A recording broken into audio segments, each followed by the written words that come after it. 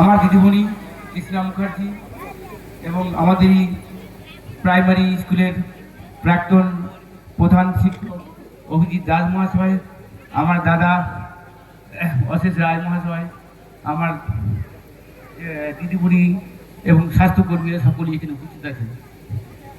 শান্তিময় স্মৃতিসংঘের আর সুবর্ণ জয়ন্তী উৎসব 50 বছর পূর্তি উপলক্ষে যে অনুষ্ঠান, সেই অনুষ্ঠানে সকলকে আমি স্বাগত এবং শুভেচ্ছা জানাই।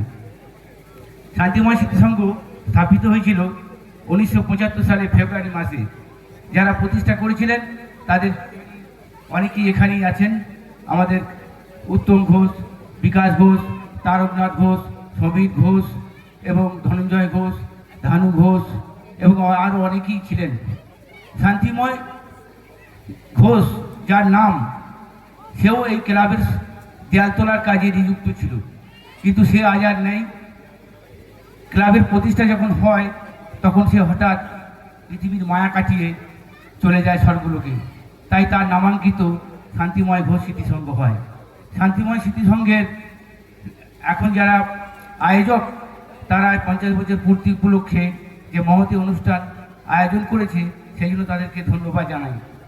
শান্তিময় স্মৃতিসংঘের কতগুলো বৈশিষ্ট্য আছে। শান্তিময় স্মৃতিসংঘ যারা প্রতিষ্ঠা করেছিলেন তারা শান্তিময় স্মৃতিসংঘকে কতগুলো বৈশিষ্ট্য প্রদান করেছেন। শান্তিময় স্মৃতিসংঘের বাইরে যে সাইনবোর্ড দেওয়া আছে, সেখানে লেখা আছে শুশুনা শান্তিময় স্মৃতিসংঘ।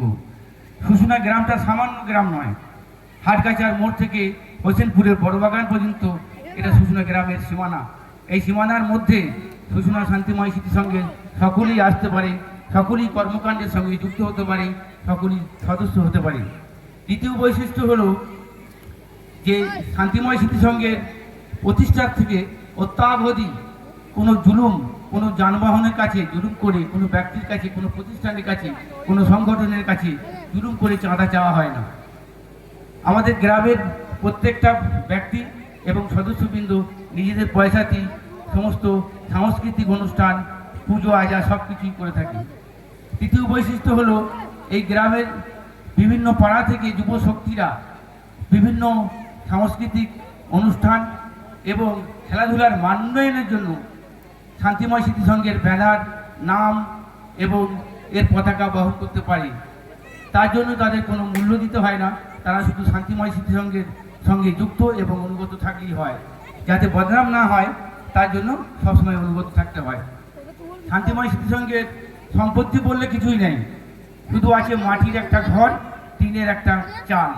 আগে ছিল মাটির ঘর এবং খড়ের চাল, যেটা পরবর্তীকালে আমরা সেটাকে চাঁদা তুলে এবং অপেরা পার্টির যাত্রা দিয়ে লভ্যাংশ থেকে আমরা টিনের চালটা দিয়েছিলাম।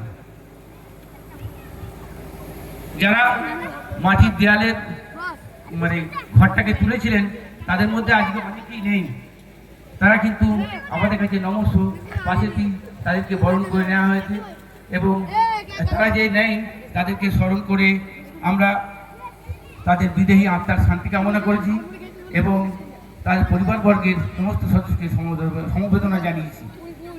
শান্তিময় স্মৃতিসংঘের 50 বছর পূর্তি উপলক্ষে অর্থাৎ সুবর্ণ জয়ন্তী উপলক্ষে যে অনুষ্ঠান, সেই অনুষ্ঠানে সকলকে উপস্থিত থাকার জন্য আমি পুনর্বার স্বাগত জানাই এবং মঞ্চের সামনে উপবিষ্ট সমস্ত গ্রামবাসী, আমারই আপনজন, আমারই প্রিয় আত্মন, আমারই মা ভাই বোন সকলকে ধন্যবাদ জানিয়ে আমি আমার বক্তব্য শেষ করছি। নমস্কার। ধন্যবাদ গদাই কৃষ্ণ ঘোষকে এই স্বাগত ভাষণ দেবার জন্য।